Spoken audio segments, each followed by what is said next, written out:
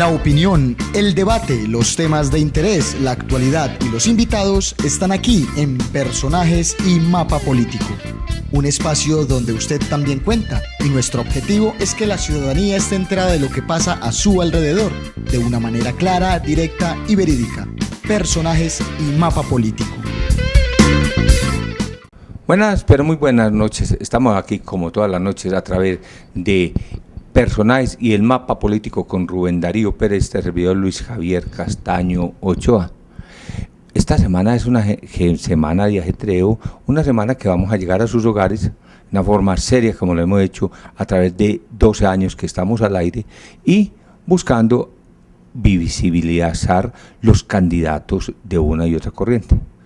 Centro Democrático, o sea, el del corazón grande, el del doctor Álvaro Uribe, hoy tiene como uno de los candidatos a Juan Carlos López Wiles al Senado de la República. Con él, en esta media hora, vamos a hablar de varios tópicos que interesan no solamente a Antioquia, sino también a la región. Pero primero, ¿qué me tiene hoy Rubén Darío Pérez? Como me lo contaron, le cuento. Rubencho, con los muy buenos, pero muy buenos días. Amigo Javier, buenas noches para usted, para toda esta inmensa sintonía, para nuestro invitado especial. Le tengo una noticia que yo creo que le va a causar un poquito de urticaria. Yo no sé qué es urticaria, pero le va a causar eso. Pero a mí no me... Nada. Eso lo llamaba cuando... Me contaron. Sí. Y como me lo contaron, lo cuento. ¿Cómo se lo contaron? Lo cuenta Rubén Darío Pérez. Me contaron que se le va una Cámara de Antioquia al candidato al Senado, Juan Diego Gómez. Y se le va para donde el rival más enconado, el grupo de Itagüí, área metropolitana. Me contaron, y como me lo contaron lo cuento, que los celos, que los resquemores, que las maneras como se han venido tratando por encima y por debajo de la mesa en esas campañas, en esos dos bloques conservadores en Antioquia. Uno, el eje Itagüí área metropolitana. El otro, el grupo de Juan Diego Gómez con los colantos y parte de lo que antes se llamaba el unionismo o exramismo. Ha sido una lucha feroz por ocupar el primer puesto de votación dentro del Partido Conservador y el segundo puesto en votación a nivel de Senado en Antioquia, después del fijazo de fijazos Álvaro Uribe Vélez. Concluyo con esto. Natalia Arcila Cortés, una reina aspirando en la política, con unos ojos color ¿se va para allá? Grisáceo, azulito, mejor dicho, con ojos azules. Bonita, sí, bonita, si sí. eso es azul, ¿cómo será muy azulado? Bien. Pues Natalita Arcila la convencieron y deja a Juan Diego y se va para donde Nidia Marcela Osorio Salgado. Van a hacer rueda de prensa, van a dar golpe de opinión. En esa rebatiña política, repito, que hay entre unos y otros. Así me lo contaron y así lo cuento. Y le cuento una más. Me llamaron a regañar. Que el mapa mío se me estaba borrando. Que cómo así que el Centro Democrático mete entre 3 y 6 cámaras, que eso cuándo y dónde y por qué. Y que Juan Diego Gómez va a ser la máxima votación después del Álvaro Uribe del Senado con 80.000 votos. Que Nidia va a sacar 100.000. Oiga, me llamaron, pero duro.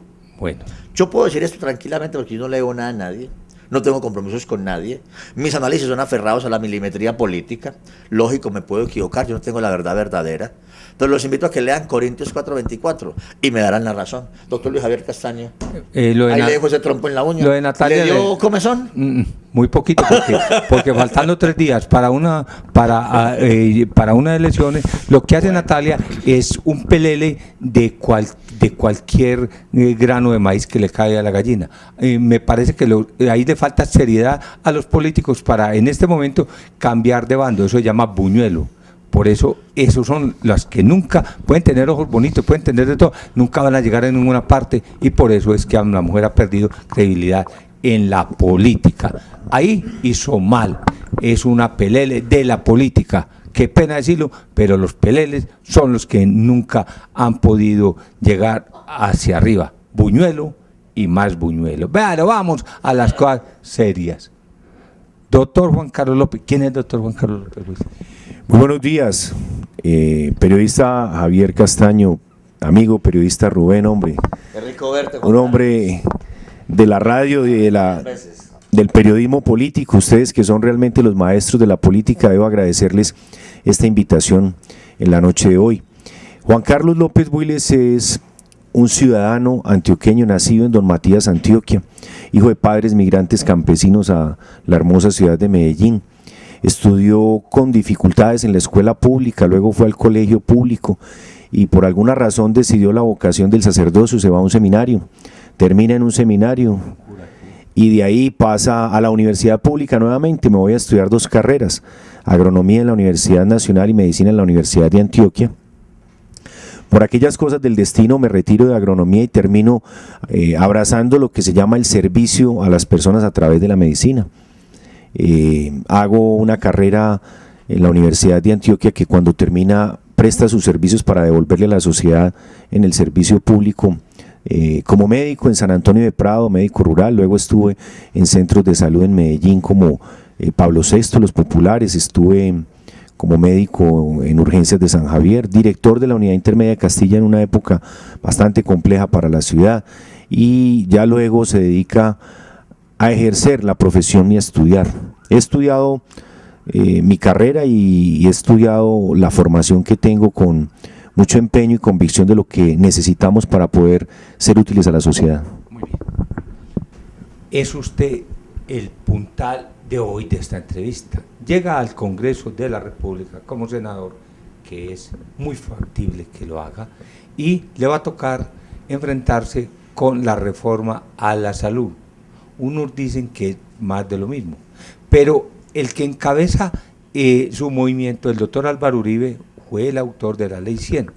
¿Qué vamos a hacer con la reforma que se volvió un tire y encoge entre los que están buscando que la salud sea para hacer edificios, para llenarse de plata, para hacer canchas de golf, para hacer inversiones en el extranjero, o los que están buscando que la salud llegue a otras partes? Siendo yo en la Comisión Séptima, cuando estaba en el Congreso, en la Comisión Séptima, propuse que el CISBEN fuera para la gente del SAC 1, 2 y hasta 3, pero que fuera donde uno llegara con la cédula, lo atendieran, sin fronteras.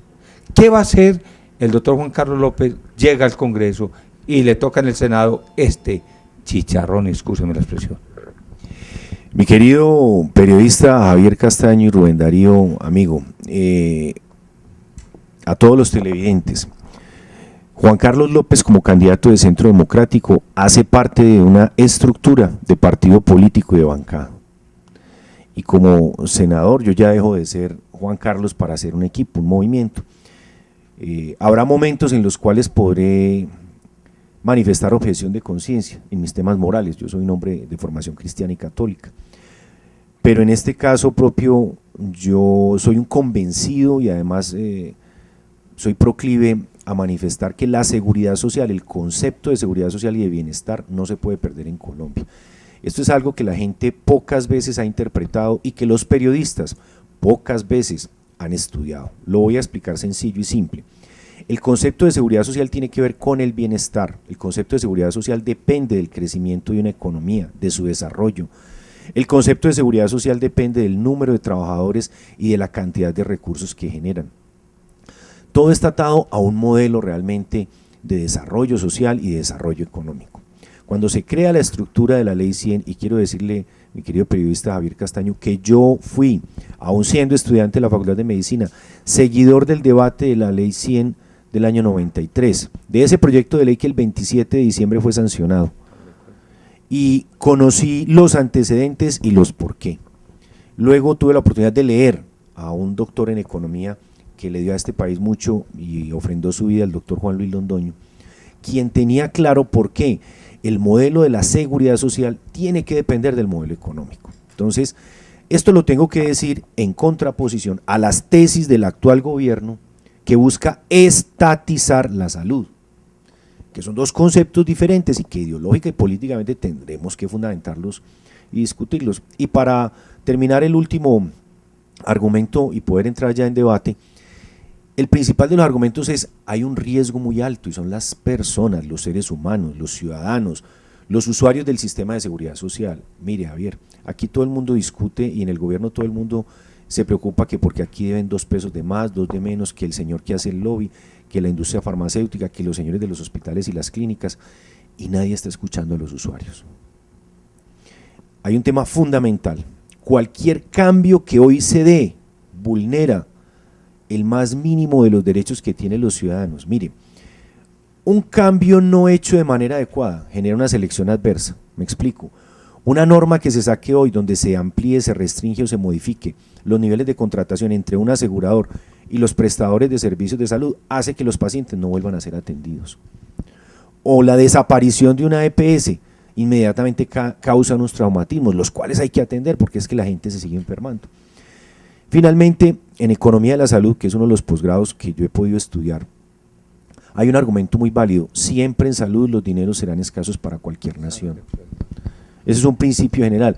¿Dónde está la inteligencia entonces de esa nación? Y en este caso de los representantes de la nación, que son los legisladores, en saberlos utilizar adecuadamente. Muy bien, vamos a ser puntuales en una cosa, Fosiga, en días pasados más o menos lo que tenía el Fosiga, que hoy tiende pues a desaparecer, que es guarda 5 o 6 billones en tesorería, mientras los hospitales carecen de algunos recursos y muchos se han cerrado. ¿Qué opinión le merece esta usted habla de estatizar, pero esto del Estado con test que no debiera tener? Estamos en un análisis muy importante y lo felicito porque conoce bien la estructura, como pocos periodistas han preguntado. Y además de la Comisión Séptima, entonces me parece que es muy valioso sus aportes, doctor Javier.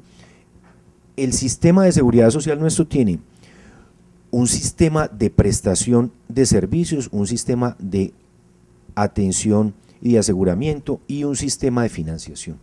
El Fondo de Solidaridad y Garantía hace parte de la estructura financiera que tiene que salvaguardar, compensar, proteger, recaudar unos dineros para las contingencias de la seguridad social. Como esto es un sistema de riesgo, recuerden algo, los seguros son sistemas de riesgo. Cuando una persona se asegura o asegura su casa o su carro o tiene un seguro escolar, lo que asegura es la posibilidad de que suceda alguna contingencia futura y tiene que haber unos recursos para pagarlos. El Fosiga tiene que cumplir esa función. Hoy, el Fondo de Solidaridad y de Garantías hace parte de lo que llamaríamos ese fondo del seguro de las primas. Y ahí entonces, ¿qué destino le tienen que dar a esos recursos? Esos recursos han salido de las cotizaciones de cada uno de los colombianos. Cada uno de nosotros cuando aporta se distribuyen los recursos en solidaridad para los que no tienen y en compensación, obviamente, para guardar. ¿A quién le corresponde la mayor parte de la compensación? ¡Al Estado! El Instituto Nacional de los Seguros Sociales, y usted seguramente va a conocer muy bien esa historia, yo apenas la pude estudiar y leer cuando estudié mi especialización y luego cuando documenté todos los casos que llevé. El Instituto de los Seguros Sociales estaba obligado a compensar desde que se creó la Ley 100. Desde el año 48 que se creó, si mal no recuerdo. Sí, bueno, en el 48, pero fue tripartita y el Estado dejó de dar y fueron nada más los trabajadores. Muy bien. Los trabajadores y los empleadores. Muy bien. Y por eso fue el déficit que llegaron a decir una empleada que fue hasta de 30 a 40 billones, con B grande. Muy bien. Bien, pues, doctor Javier. Usted es el que sabe. No, doctor Javier, usted está muy bien. Yo sé que estamos identificándonos en entender el origen del problema. Aquí hay un problema de falta de caja del Estado, de falta de presupuesto del Estado y de falta de responsabilidades de quienes han administrado el Estado. Por una razón, le corresponde al Estado asegurar esas contribuciones, presupuestarlas, los ministros de Hacienda tienen que, y no hacer eso, pues el uso de una caja menor, que estos dineros los han utilizado en cada uno de los gobiernos. Nosotros hoy tenemos que recuperar esa memoria histórica, ese dinero tal vez no se recupere, pero sí la obligación del Estado, que es diferente a estatizar todo el modelo.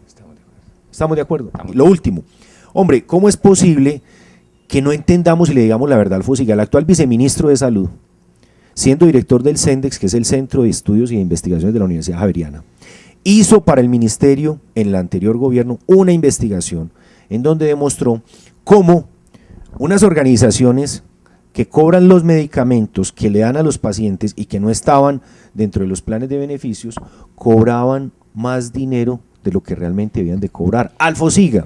Sí, también. Y entonces hoy un robo, una estafa al sistema. Exacto. Muy bien. Le voy a explicar en detalle. Una organización que se convirtió en un monopolio, que es la mayor dentro del sistema de seguridad social, el mayor volumen, que tiene el mayor número de usuarios, y tenía el mayor número de pacientes de una enfermedad de alto costo, compraba el mayor número de dosis de medicamentos y los recobraba al mayor precio al FOSIGA. En cambio, una pequeña que tenía el menor número, compraba esos medicamentos y los recobraba a bajo precio. Aquí hay un principio que se llama economía de escalas. No tiene que comprar más barato y cobrar más barato el que compra más volumen. Y ahí viene el problema. Querían integración vertical, les dio entonces este gobierno la integración vertical y ahí hicieron el daño. Ese es un problema que tendremos que entender. Pero lo hicieron en el acto legislativo, porque la ley no ha pasado, que esa es donde tenemos el problema. Un acto legislativo de ley que necesitaba las 8 vueltas, la ley que necesita 4 no ha sido capaz de pasar, entonces quedó coja. Entonces ese es el problema que usted va a tener que enfrentar. Doctor Javier, lo veo muy bien ilustrado, enterado y orientado. Yo creo que esa es parte de las discusiones. Aquí quiero que la ciudadanía sepa algo. Lo primero, Centro Democrático quiere establecer el centro de la discusión en el ser humano y en el paciente. Aquí los usuarios son lo más importante y hay que construir un modelo que tenga como eje al paciente. 2, Óscar Iván Zuluaga ha hecho una propuesta que es muy práctica y muy válida, y es tener dentro del sistema de la seguridad social en Colombia una identificación única. El número único de identificación es la misma cédula para cualquier persona que en el sistema y donde sea. Me habló de usuarios. Estamos de acuerdo. ¿No cree que Colombia le está yendo la mano? Quisimos meterlo a todo con un populismo que hizo el gobierno de Santos y de pronto no está previendo las consecuencias que viene, porque primero había que arreglar tesorería para uno poderlo meter a todos. Ese es un argumento válido, que es primero el huevo o la gallina, que es primero los recursos o la ley. Estamos de acuerdo. Pero, doctor Javier, yo le hago una pregunta, venga, estoy de acuerdo perdóneme. Un presidente de la República sensato no dejaría de gastar 1.6 billones de pesos en publicidad y los llevaría a la atención de salud de las personas. O ir como lo de Caprecón, que hoy sale que van a gastarse 30.000 millones en publicidad donde no están atendiendo ni un recluso en las cárceles. Eso solamente las cárceles. Caprecón fue la EPS del Estado y todos los funcionarios que han pasado por ahí las veces. ¿Por qué no los han investigado? Por eso. ¿Por qué no han verificado sus patrimonios? ¿Por qué no han verificado si han cumplido el deber? ¿Por qué solamente se interesan en llevar? Voy a decir por qué. Llevar allá personas que distribuyan unos contratos. Porque el gobierno hoy no está interesado sino a decirle, a estar de acuerdo que la FARC ordenó desde Cuba. Hay que desacreditar el ejército colombiano, hay que investigarlo, hay que investigar generales, coroneles, soldados, lo que sea, para poderlos desacreditar, para que sea la FARC la que domine este país. Vamos para Venezuela, que nos abogamos. No nos hagamos del tema. No me ponga a hablar así, no me ponga a hablar allá. No, pero bien pueda, usted es el invitado. No, terminemos el tema de la seguridad social, bueno, y le invita en otro capítulo. El POS. El plan obligatorio de salud, cuando nace, lo recuerdo muy bien, era un plan de beneficio. ¿Qué es un plan de beneficio? O sea, lo que yo tengo derecho cuando compro un seguro. Quiero que entiendan esto. El principio de la estructura de la norma, de esa resolución del plan de beneficios, se hizo bajo el modelo de aseguramiento del riesgo, de seguros. Voy a explicarlo, verbo y gracia. Una persona compra una póliza de seguro que le dice para el carro, tiene un seguro de 1.000, 2.000 o de 3.000 pesos. ¿Cómo lo va a comprar? Lo compra de 1.000 pesos, tiene seguro solamente para reparación de daños de su vehículo. De 2.000 pesos para reparación de daños del otro vehículo que se chocó. Y de 3.000 pesos para reparación de terceros. Bajo el modelo de aseguramiento de riesgos se tomaron las construcciones de los planes de beneficios y bajo el modelo de un concepto económico de inicio de construcción de la financiación de ese plan de beneficios. Luego aparece el derecho constitucional y aparece la Constitución colombiana con el garantismo y empieza a establecerse mediante acciones de tutela que las garantías constitucionales de esa ley, que es la ley 100, no pueden estar por encima de los derechos de los ciudadanos en la Constitución. Y hay obviamente una transposición, digámoslo así, de lo que usted como exparlamentario sabe muy bien, es la doctrina legal. La Constitución siempre tiene que estar por encima de cualquier norma. Y eso obliga a que ese principio de los seguros, del aseguramiento, sea desbordado por el otro principio. Entonces ahí el plan obligatorio de salud se convierte obviamente en un plan amplio de beneficios y en un plan que va generando para quien tiene la obligación de asegurar a las personas en una limitante. Pero en ese momento, lo que era poco, también en los primeros 10 años se convirtió en un bajo gasto. Y lo voy a explicar así. Hubo un periodo de estos 20 años de la Ley 100 que algunos economistas, dentro de ello un grupo muy importante de investigadores, ha dicho, la Ley 100 ha hecho 2 pasos o 2 etapas. 1, la luna de miel cuando sube, y 2, la luna de hiel cuando baja. En la luna de miel hubo recursos, hubo malversación, hubo posibilidad de que la gente no consultara porque no conocía los derechos, lo cual significaba que no gastaba. Pero también que los aseguradores no se enfocaron en ¿qué? Prevención. Eso iba a decir, la prevención es lo más importante. Es parte y muy importante. Perdón, no es más importante, pero sí es parte de eso. Y hay algo importante también para tratar, yo lo he denominado la represa, algo que se llama el costo represado de la salud. Cuando una población como la colombiana, apenas hace 20 años, le vienen a dar un acceso a la salud y empieza a consultar, pues empiezan a aparecer las patologías, las enfermedades y a gastarse la plata. Porque la gente se moría y no sabía que se moría. No, de repente. Sí, entonces, una señora que tiene, voy a poner un caso hipotético, 50 años, que nunca se hizo una citología vaginal, va al médico por primera vez porque tiene ya un carnet del CISBEN, presenta el carnet y dice, ya tengo seguro, ya tengo salud, va a la IPS, lo presenta y con ese carnet le empiezan a hacer todos los exámenes de diagnóstico, de tratamiento, hasta llegar a la cirugía o el tratamiento del cáncer. Cuando hacía 25 30 años que había iniciado su vida sexual activa, empezó muy posiblemente su problema de carcinoma de cuello uterino, que es producido por el papiloma de virus humano.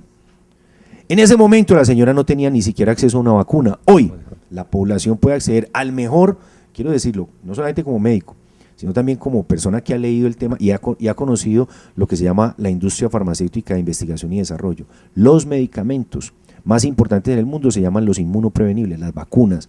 Eso salva vidas humanas. Hoy, cuando ya tenemos disponible, y ojalá el país pudiera tener todas las mujeres nuestras vacunadas contra el papiloma de virus humano, estas personas que hoy acceden a servicios médicos y se vacunan no van a tener posiblemente cáncer en el futuro. Pero esa señora del caso hipotético lo sufrió. Esa represa de la salud es lo que estamos viviendo en Colombia. Bien. Doctor, ¿cómo se nos quedan pensiones? Se me quedan a mí. Qué tema tan difícil. Sí, pero 48.000 millones de pesos de déficit. Pero como me quedan unas cositas y usted es una cajita de música, lo tengo que, como senador, le vamos a invitar. Pero yo no puedo dejarlo ir sin la política, que le pone el picante a esto, se llama Rubén Darío Pérez. Póngale pues a Rubén todo lo de la política. Ahí con esa, bien, doctor pues. Javier. Bien, pues, doctor.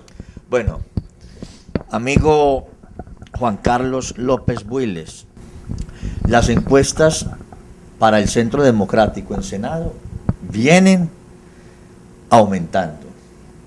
Y muchos dicen lo siguiente: si Cifras y Conceptos con Caracol y Red Más Noticias, que es un canal de Claro Televisión, que no es uribismo, que es más, se podría pensar que es antiuribismo, le dan el primer lugar en Senado con un 23,4%, entiendo. Muchos creen que no, que entonces fue porque sacó de más del 30% y que lo castigaron al 23%. Así se habla en el tema de las encuestas y de la politiquería. Si eso pasa con la gente que no quiere a Uribe, y les toca ponerlo porque la gente dice que Uribe va a ganar en Senado, con mayor cantidad de votos por encima de liberales, conservadores, de la U. Imagínense. ¿Usted se imagina entonces, de aquí a las elecciones, cómo se va a poner esto de rechupete? Yo inicialmente, cuando supe que Uribe se inscribió y todo, y tiene la primera milimetría, ahí me dio 3 millones de votos para Álvaro Uribe Vélez. Y con una cifra repartidora de, con calculadora en mano, de 115.000, este hombre es un monstruo. Eso me está dando 26 curules. Le repito para que se la aprenda. Ojo pues, doctor Javier, 3 millones de votos y cifra repartidora altica de 26 curules. Mire cómo le sonríen allá a usted. ¿Y sabe qué significa que Uribe coja 26 curules, doctor Javier? Que el doctor Juan Carlos López sea senador de la República de Colombia. No lo digo yo, lo dicen las encuestas, y así va a ser. Bueno, doctor, tiene la palabra. No, Rubén, pues me sorprende usted porque es analista. No le puedo decir más que en política, si hay un periodista que se ha ganado ese espacio, entonces es usted, amigo Rubén. Yo me declaro impedido porque hay una autoridad y obviamente hay una experiencia. Yo soy un ciudadano del común, como cualquiera de los electores. Bueno, sí tengo que decirle algo. Yo me declaro impedido, yo. Le estoy dando la razón al conocimiento. Me declaro impedido. En lo moral, en lo ético y en lo conceptual. Bueno, y estoy solamente pidiéndole a los ciudadanos, por favor, no crean en las encuestas. Muy posiblemente su voto nos haga falta. Madruguen, vayan a votar. Miren, yo recibí un mensaje anoche en San Antonio de Prado de un señor que decía, por favor, si los ciudadanos quieren construir este país, levántense a votar en conciencia, vayan a las urnas y no dejen cambiar su concepto de la necesidad del país que soñamos, especialmente cuál es el rumbo que debemos tomar. Piensen en eso, la identidad del país que hemos perdido y que queremos recuperar, con mano firme y corazón grande. Nos acabó el tiempo. Analista político Rubén Darío Pérez. Apúntenla ahí, 3 millones de votos y cifra repartidora de 115.000. Igual 26. 3 millones. Cifra repartidora 115.000. Repartidora 115.000. Ay, mamá mía. Oiga, esto está poniendo... 3 millones, ¿sabe cuánto es de un total de 15 millones de votos? Un ejemplo. Del total de votos, incluidos los nulos y los no marcados. Más o menos van a votar 14 millones. 5 por 3, 15, es el 20% de la votación. Por eso había... No está lejos de la encuesta le da el 23%. Estamos de acuerdo. Usted decía de esa emisora, es una emisora de Caracol, que hay un tipo que creyó ser antioqueño y traicionó, un tal Arismendi. Ese es el bocón más grande que ha dado la humanidad. Y esto lo ve, porque yo se lo mando miedo. Siempre. Qué susto. Doctor, Rubencho, ¿a qué horas? Bueno, a través de Radio Red de RCN, de lunes a viernes, 11 a 12 del mediodía. De Pie Antioquia, dirige Caterina Granados, Mapa Político, y como me lo contaron, lo cuento, con Rubén Darío Pérez.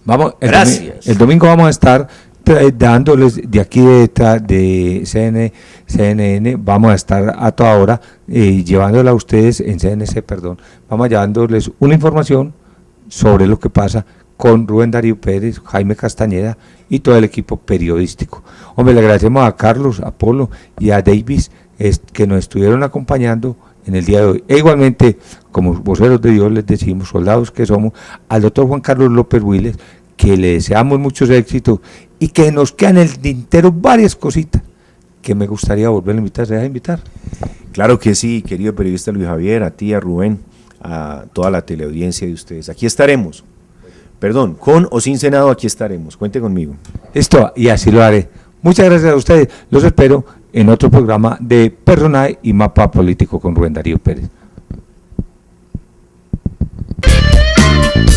La opinión, el debate, los temas de interés, la actualidad y los invitados están aquí en Personajes y Mapa Político. Un espacio donde usted también cuenta y nuestro objetivo es que la ciudadanía esté enterada de lo que pasa a su alrededor, de una manera clara, directa y verídica.